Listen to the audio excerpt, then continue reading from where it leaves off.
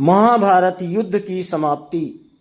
दोस्तों, आप सभी से निवेदन है, कृपया कहानी को लाइक सब्सक्राइब जरूर करें। धन्यवाद, प्रणाम, सत श्री अकाल। कहानी है महाभारत युद्ध की समाप्ति।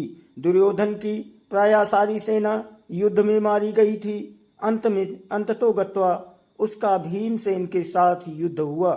उसने पांडव पक्ष के पैदल आदि बहुत से सैनिकों का वध करके भीमसेन पर धावा किया। उस समय गदा से प्रहार करते हुए दुर्योधन के अन्य छोटे भाई भी भीमसेन के ही हाथ से मारे गए।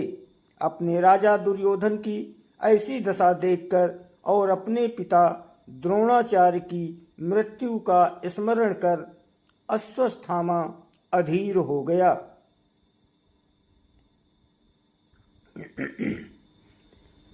छुपकर वो पांडवों के शिविर में पहुंचा और घोर काल रात्रि में कृपाचार्य तथा कृतवर्मा की सहायता से पांडवों के बचे हुए वीर महारथियों को मार डाला। केवल यही नहीं, उसने पांडवों के 5 पुत्रों के सिर भी अश्वत्थामा ने काट डाले। अश्वत्थामा के इस कुकर्म की सभी ने निंदा की, यहाँ तक कि दुर्योधन तक को भी ये अच्छा नहीं लगा।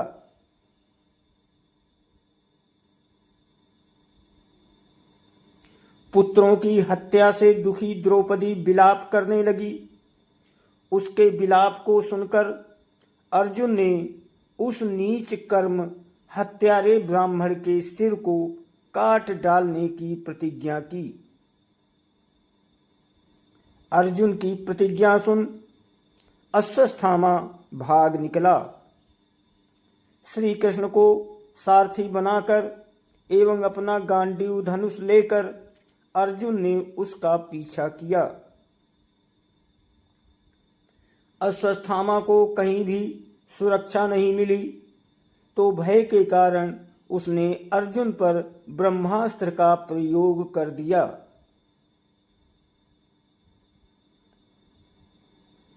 अश्वत्थामा ब्रह्मास्त्र को चलाना तो जानता था, पर उसे लौटाना नहीं जानता था। उस अति प्रचंड तेजोमय अग्नि को अपनी ओर आता देख अर्जुन ने श्री कृष्ण से विनती की, हे जनार्दन, आप ही इस त्रिगुणमयी सृष्टि को रचने वाले परमेश्वर हैं। सृष्टि के आदि और अंत में आप ही शेष रहते हैं। आप ही अपने भक्तजनों की रक्षा के लिए अवतार ग्रहण करते हैं। आप ही ब्रह्मा स्वरूप होकर रचना करते हैं। आप ही विष्णु स्वरूप हो पालन करते हैं, और आप ही रुद्र स्वरूप हो संहार करते हैं। आप ही बताइए कि ये प्रचंड अग्नि मेरी ओर कहाँ से आ रही है, और इससे मेरी रक्षा कैसे होगी। श्री कृष्ण बोले, हे अर्जुन, तुम्हारे भय से व्याकुल होकर अश्वत्थामा ने ये ब्रह्मास्त्र तुम पर छोड़ा है।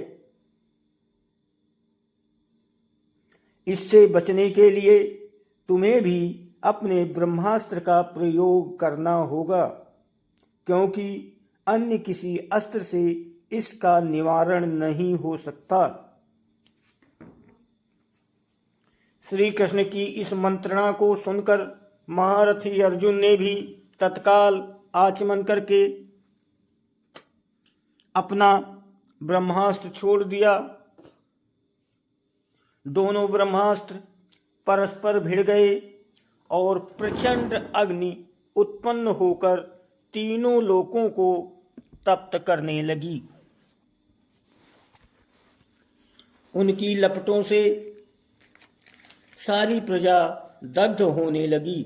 इस विनाश को देखकर अर्जुन ने दोनों ब्रह्मास्त्रों को लौटाकर शांत कर दिया और झपट कर अश्वत्थामा को पकड़कर बांध लिया। श्री कृष्ण बोले, हे अर्जुन धर्मात्मा, सोए हुए असावधान, मतवाले, पागल, अज्ञानी, रथहीन, स्त्री तथा बालक को मारना धर्म के अनुसार वर्जित है। इसने धर्म के विरुद्ध आचरण किया है। सोए हुए निरपराध बालकों की हत्या की है। जीवित रहेगा तो पुनः पाप करेगा। अतः तत्काल इसका वध करके और इसका कटा हुआ सिर द्रौपदी के सामने रखकर अपनी प्रतिज्ञा पूरी करो। श्री कृष्ण के इन शब्दों को सुनने के बाद भी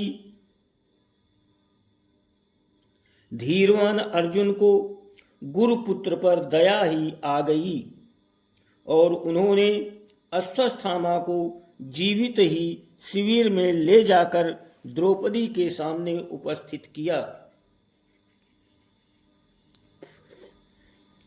पशु की तरह बंधे हुए गुरुपुत्र को देखकर ममतामयी द्रौपदी का कोमल हृदय पिघल गया।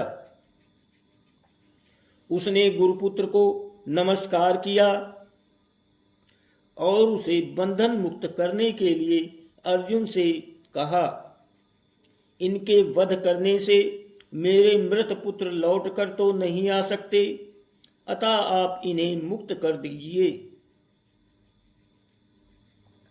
द्रौपदी के इन न्याय तथा धर्मयुक्त वचनों को सुनकर सभी ने उसकी प्रशंसा की, किंतु भीम का क्रोध शांत नहीं हुआ। अर्जुन ने अपनी तलवार से अश्वत्थामा के सिर के केस काट डाले और उसके मस्तक की मणि निकाल ली। मणि निकल जाने से वो श्रीहीन हो गया।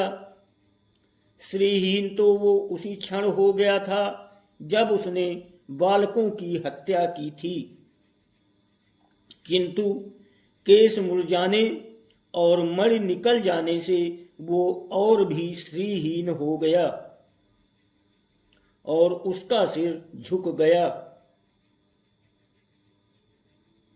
अर्जुन ने उसे उसी अपमानित अवस्था में शिविर से बाहर निकाल दिया।